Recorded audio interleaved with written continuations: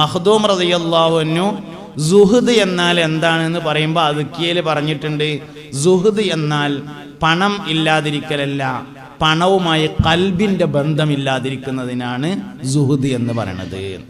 അത് പറഞ്ഞപ്പോൾ ഞാനൊരു കാര്യം പറഞ്ഞു, പണത്തേക്കാൾ ബുദ്ധിമുട്ടുള്ളതാണ് ഫഖർ, ദാരിദ്ര്യം. ഫഖർ രണ്ടർത്ഥത്തിലുണ്ട്, ദാരിദ്ര്യം എന്ന അർത്ഥത്തിലുണ്ട്. വേറൊരു ഫഖർ ഉണ്ട്, സൂഫി ഇസ്തിലാഹിൽ വരുന്ന ഒരു ഫഖർ ഉണ്ട്. അതിൻ്റെ അർത്ഥം പൈസ ഇല്ലാത്തതെന്നല്ല. ഇപ്പോൾ ബഹുമാനപ്പെട്ട വീരാനൗലിയ പാപ്പാനെ എന്ത് പറയും? അജ്മീർ ഫഖീർ എന്ന് പറഞ്ഞാൽ പൈസ ഇല്ലാത്ത വീരാനൗലിയ പാപ്പ എന്നല്ല അതിൻ്റെ അർത്ഥം. അങ്ങനെ നമുക്ക് തോന്നും. അതൊരു സൂഫി ഇസ്തിലാഹാണ്. അവിടെ ഫഖർ എന്ന് പറയുന്നത് അള്ളാഹു അല്ലാത്ത എല്ലാത്തിനെ തൊട്ടും ആശ മുറിഞ്ഞിട്ടുള്ള ദാരിദ്ര്യമാണ്. അതാണ് അവിടുത്തെ സൂഫി ഇസ്തിലാഹാണ് ആ ഫഖർ. തസൗഫിന്റെ അഹ്ലുകാർക്ക് പറയപ്പെടുന്ന ഒരു പേരാണ് ഫഖീർ എന്നത്. അതും ഈ പറഞ്ഞ ഫഖീർ ഒന്നല്ല. ഫഖർ എന്ന് പറയുന്നത് കുഫ്രിയത്തിലേക്ക് വരെ പോകുമെന്നാണ്. കാദൽ ഫഖ്റു അൻ യകൂന കുഫ്റ, ഹബീബുനാ റസൂലുള്ളാഹി സ്വല്ലല്ലാഹു അലൈഹി വസല്ലം. കാദൽ ഫഖ്റു അൻ യകൂന കുഫ്റ എന്നാണ്. ദാരിദ്ര്യം എന്ന് പറയുന്നത് കാഫിറാക്കാൻ പോന്നതാണ്. ദാരിദ്ര്യം ഒരു മനുഷ്യന്റെ അഭിമാനം കളയുമെന്നാണ്. ദാരിദ്ര്യം മനുഷ്യന്റെ അഭിമാനം കളയും. 25,000 പള്ളിക്ക വന്നിട്ട് ഒരു പൈസക്കാരൻ സക്കാത്ത് ഇങ്ങനെ കൊടുക്കുകയാണ്. അപ്പൊ ഫക്കീർ എന്ത് ചോദിച്ചാൽ ഓൻ്റെ മുമ്പിൽ ചെന്നിട്ട് ഇങ്ങനെ തല ചൊറിയും. അതേ സമയത്ത് മിസ്കീൻ എന്ന് പറഞ്ഞൊരു വിഭാഗമുണ്ട്. ഫക്കീറിന്റെ മേലുള്ളതാണ് മിസ്കീൻ. മിസ്കീൻ എന്ന് പറഞ്ഞ ആള് ബെൽറ്റിന്റെ ഓട്ട ഇപ്പുറത്തേക്ക് കുത്തിയിട്ട് ഒപ്പിക്കും, എന്നാലും ഒരാളോട് ചോദിക്കൂല. അയാൾക്കാണ് എന്ത് പേര്? മിസ്കീൻ. മിസ്കീൻ അഭിമാനിയായിരിക്കും, ഫക്കീർ അഭിമാനമില്ലാത്തവനായിരിക്കും. ഫക്കീർ വന്നാണ്ട് ഇങ്ങനെ പറയുന്നത്, കഴിഞ്ഞ കൊല്ലത്തെ റമദാനിൽ ഇപ്പം നമുക്ക് 25,000 കാണാൻ പറ്റിയില്ല, കൊറോണയൊക്കെ ആയതുകൊണ്ട് വരാൻ പറ്റിയിട്ടില്ല, അതുകൊണ്ട് ഞാൻ ഇക്കൊല്ലത്തെ 25,000 നേരത്തെ പോന്നാൽ നിങ്ങൾ അതും കൂടിയും കൂട്ടി തന്നാളി അറിയും. ആര്? ഫക്കീർ.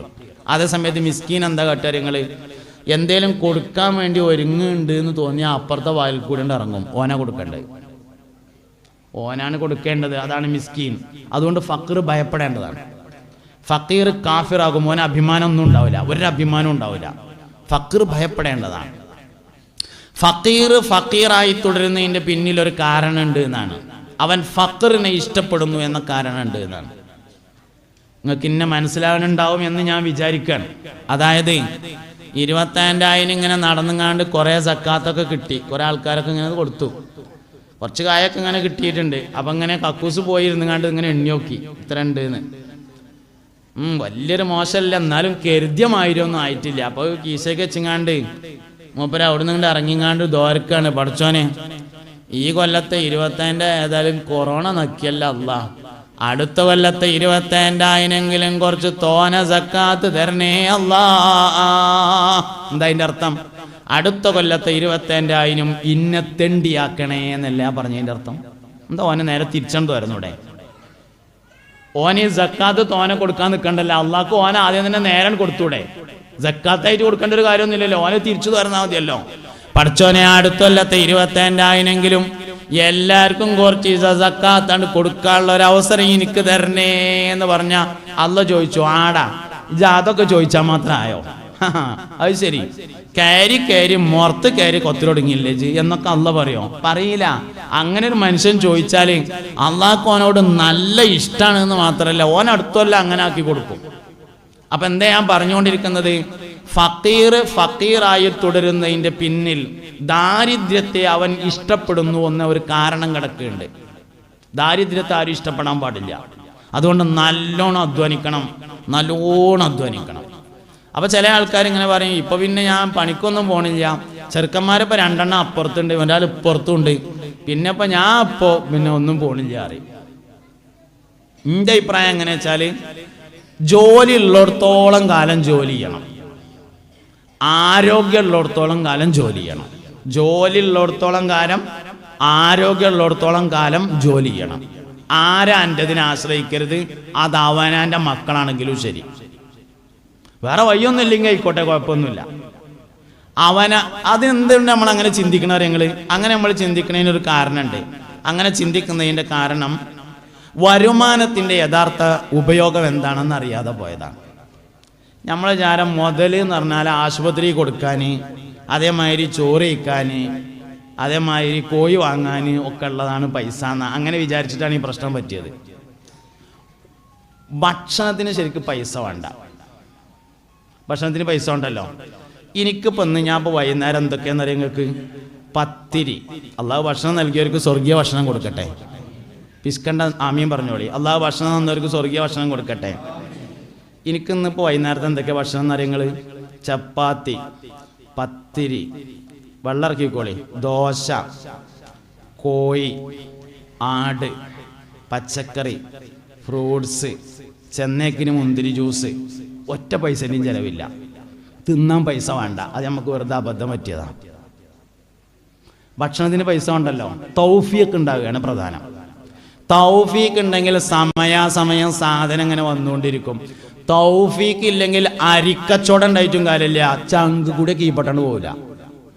3 മാസമായി വാപ്പ അന്നം വെള്ളം ഇറങ്ങാതെ ആശുപത്രി കിടക്കാൻ തുടങ്ങിയിട്ട് കുട്ടികൾ 4 ആളോട് പറയുന്നുള്ളതല്ലാതെ ചങ്ക് കൂടെ കീപ്പട്ടാണ്ട് ഇറങ്ങൂല. തൗഫീഖാണ് വളരെ പ്രധാനം. അതുകൊണ്ട് ഭക്ഷണം കഴിക്കാൻ പൈസ വേണ്ട.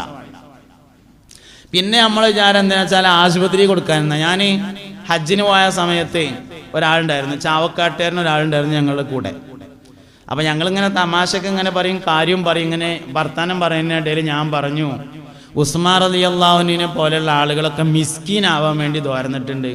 മുസ്തഫ നബി സല്ലല്ലാഹു അലൈഹി വസല്ലം തങ്ങൾ അല്ലാഹുമ്മ അഹ്യിനി മിസ്കീനൻ വഅമിത്നി മിസ്കീനൻ വഅശ്റുനി ഫീ സുംറത്തിൽ മസാക്കീൻ എന്ന് ദ്വാരന്നിട്ടുണ്ട്. അതുകൊണ്ട് അള്ളാഹു നമ്മളെല്ലാവരും മിസ്കീന്മാരാക്കി തരട്ടല്ലേ എന്ന് പറഞ്ഞു. ഞാൻ അതിൽ മൂപ്പരിനോട് പറഞ്ഞു, ഉസ്താദെ അങ്ങനെ പറയരുത് കേട്ടോ, ഒരാശുപത്രി കേസ് വന്നാൽ നമ്മൾ എന്താ കാട്ടുക എന്ന് ചോദിച്ചു. ആ ആശുപത്രി കേസ് വരാതിരുന്നാൽ പോരെ, അതാണല്ലോ ആലോചിക്കേണ്ടത്. മനസ്സിലായില്ലല്ലോ പഠിച്ചോനെ? മനസ്സിലായിട്ടില്ലേ? അതായത് ജിദ്ദയിൽ കഫ്തീരിയയിൽ ജോലി ചെയ്യാണ്. 1500 റിയാല് ശമ്പളം ഉണ്ട്. കൊറോണ വന്നപ്പോൾ കച്ചവടമൊക്കെ വളരെ കുറവായി. അപ്പോൾ മുതലാളി പറഞ്ഞു, ജെങ്ങനയിലും നിൽക്ക്, നമുക്ക് കൊറോണയൊക്കെ മാറി കച്ചവടം ഉഷാറാവും എന്ന് പറഞ്ഞു. ഓൻ പറഞ്ഞു, എനിക്ക് 2000 റിയാല് കിട്ടിയില്ലെങ്കിൽ ഞാൻ നിൽക്കൂല, ഹുറൂജ് അടിച്ചെന്നാൾ ഞാൻ പോകുകയാണ് പറഞ്ഞു. മുതലാളി ആകെ സ്വീപ്പായി. കാരണം ഓനാണ്ട് പോയാൽ കഫ്തീരിയാണ് പൂട്ടേണ്ടി വരും എന്നുള്ളത് ഉറപ്പാണ്. ഓൻ പറഞ്ഞു, മുതലാളി പറഞ്ഞു, ഞാൻ എന്തടങ്ങേറ് സഹിച്ചതാണെങ്കിലും 1500 എനിക്ക് മുടങ്ങാതെ തരാം, ഇജൊന്ന് നിൽക്കുക പറഞ്ഞു. നിൽക്കൂല, ഞാൻ പോവുകയാണ്. ഒരാശുപത്രി കേസ് വന്നാൽ എന്താ കാട്ടെ, എനിക്ക് 2000 എന്തായാലും വേണമെന്ന് പറഞ്ഞു. അവസാനം ഗത്യന്തരമില്ലാതെ വന്നപ്പോൾ മുതലാളി പറഞ്ഞു, എന്നാ ശരി 2000 എങ്ങനെയും നിൽക്കുക എന്ന് പറഞ്ഞുങ്ങാണ്ട് 2000 അങ്ങോട്ട് തന്നാൽ 500 ദിർഹം എല്ലാ മാസവും ആശുപത്രിക്കാണ് മാറ്റിവെച്ചാളി. എന്താ കാരണം? ഈ വരുമാനം ആശുപത്രിയിലേക്കാണ് എന്നവൻ ആദ്യം കരുതിയിട്ടുണ്ട് എന്നുള്ളതാണ് കാരണം. ഇതാണ് സംഗതി. അപ്പോൾ വരുമാനത്തിൻ്റെ മുതലിൻ്റെ യഥാർത്ഥ ഉപയോഗം എന്താണെന്ന് നമുക്ക് അറിയാത്തതാണ് ജോലിക്ക് പോകാത്തതിൻ്റെ കാരണം, വരുമാനം ആഗ്രഹിക്കാത്തതിൻ്റെ കാരണം, കുട്ടികളൊക്കെ വലുതായപ്പോൾ ഞാൻ നിർത്തുകയാണ് എന്ന് പറഞ്ഞതിൻ്റെ കാരണമൊക്കെ അതാണ്. ഇതൊന്നുമല്ല ശരിക്ക് മുതലിൻ്റെ യഥാർത്ഥ ഉപയോഗം. ഇതൊക്കെ തൗഫീഖ് ഉണ്ടെങ്കിൽ കിട്ടുന്നതാണ്. മുതലിൻ്റെ യഥാർത്ഥ ഉപയോഗം എന്ന് പറയുന്നത് ദാനം കൊടുക്കലാണ്, സദഖ കൊടുക്കലാണ്, ധർമ്മം കൊടുക്കലാണ്. അതിന് അവനാൻ്റെ പൈസ തന്നെ വേണം. മുഹ്യിദ്ദീൻ ശൈഖ് റളിയല്ലാഹു അൻഹുവിന്റെ വാപ്പ കാട്ടിൽ പോയി മരം വെട്ടിയിട്ട് വിറക് വെട്ടിയിട്ട് കൊണ്ടുവന്ന് അങ്ങാടിയിൽ കൊണ്ടുവന്ന് വിൽപ്പന നടത്തിയിട്ട് ഉണക്ക റൊട്ടി വാങ്ങിക്കഴിച്ചിട്ട് ബാക്കി പൈസ സ്വതക്ക ചെയ്യൽ സ്ഥിരമായി പതിവാക്കിയ ആളായിരുന്നു. മനസ്സിലായില്ല? അതിൻ്റെ ഇടയിൽ കൂടെ പോയോ? ഇല്ലല്ലോ. കാട്ടിൽ പോയി വിറക് വെട്ടി കൊണ്ടുവന്നിട്ട് വിറ്റിട്ട് ഉണക്ക റൊട്ടി വാങ്ങിയിട്ട് ബാക്കി സ്വതക്ക കൊടുക്കുക എല്ലാ ദിവസവും. എന്തിനാ ജോലിക്കോണേ? സ്വതക്ക കൊടുക്കാൻ ജോലിക്ക് വരുന്ന ആളാണ് മുഹ്യിദ്ദീൻ ശൈഖിന്റെ വാപ്പ, ബഹുമാനപ്പെട്ട അബൂ സ്വാലിഹ് റളിയല്ലാഹു അൻഹു. മഹാനവറുകൾ അബൂ ഹനീഫ ഇമാമിന്റെ വാപ്പയാണ് എന്നും അഭിപ്രായമുണ്ട്. ഏത് അഭിപ്രായം പരിഗണിച്ചാലും ഓലൊക്കെ എന്തുകൊണ്ടേ വലുതായത് എന്നുള്ളതാണ് നമ്മൾ മനസ്സിലാക്കേണ്ടത്.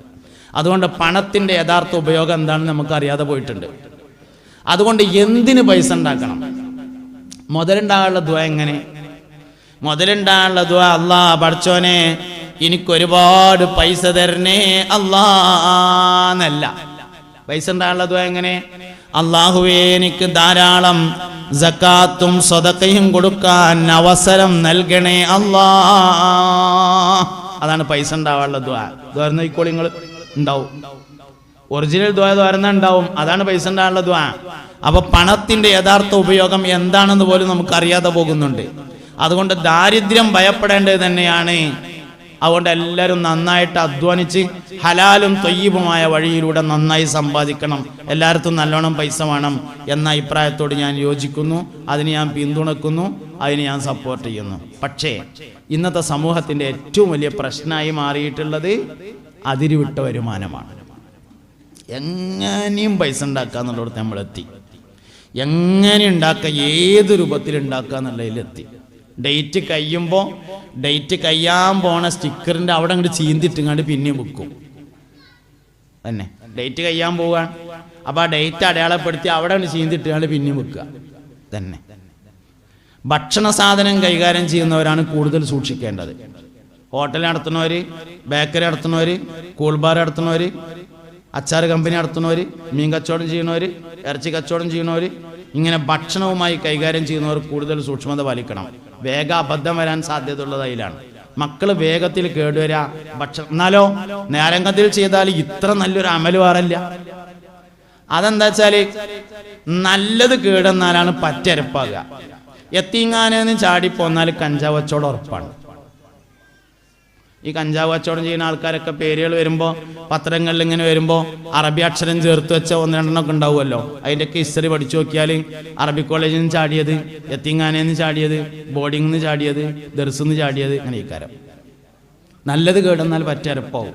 നാട്ടിൽ കല്യാണമുള്ള ദിവസം പള്ളിക്കത്തെ മൂത്രപ്പരയിലെ അസ്ർ നിസ്കാരത്തിന് പോയാൽ പ്രത്യേക വാസന ഉണ്ടാവും, ബിരിയാണി നിന്നിട്ട്. നല്ലത് കേടെന്നാൽ പറ്റരപ്പാണ്. അത് ശരി. അവിടെ